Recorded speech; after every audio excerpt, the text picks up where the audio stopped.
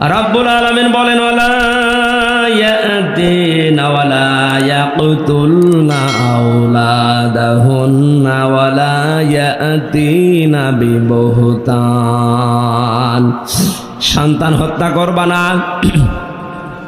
যে ব্রণ অনেকে নষ্ট করে ফেলেন, সন্তানটা পেটে যাবার পর যে মানুষগুলো খাদ্যের ভয়ে নিজের সাথে খাবারে বসবে এই ভয়ে যারা সন্তান হত্যা করে ফেলেন, এটা কিন্তু মানুষ হত্যা করার শামিল।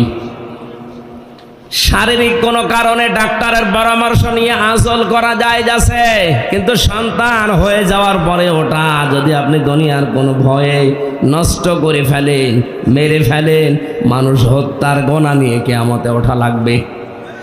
এটা আইন পাশ করার দরকার, কিন্তু আইন পাশ করার সিস্টেম এখন আমাদের হাতে আসেনি।